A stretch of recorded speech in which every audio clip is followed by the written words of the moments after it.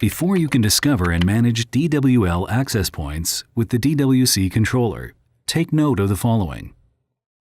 The DWC controller sends L2 broadcast and L3 unicast discovery messages to find access points. L2 discovery is enabled by default on VLAN 1.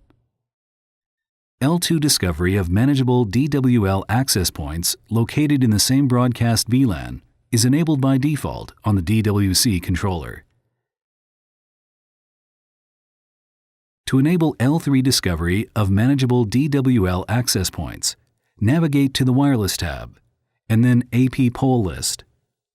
Select IP Discovery tab, and click on Add New IP Addresses to Pole, then specify the range of IP addresses to help the DWC controller discover the access points. Click the Refresh button on the top right to refresh it. Once an access point is found, you will find it listed in the Discovered AP list. To manage the access point, navigate to the Wireless tab and click Discovered AP List. Right-click on the entry and click on Manage. You can input information such as location and other details to help identify the access point in future. Click Save. You can now view the access point in the Managed APs list. Any access point in the valid APs list will be automatically managed every time it is found by this wireless controller.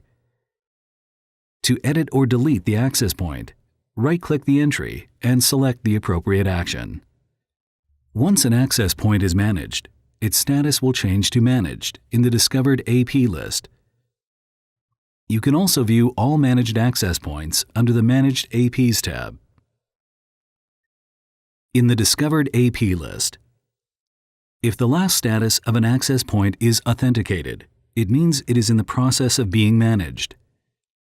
If the last status of an access point shows connection failed, it means it has been disconnected or powered off.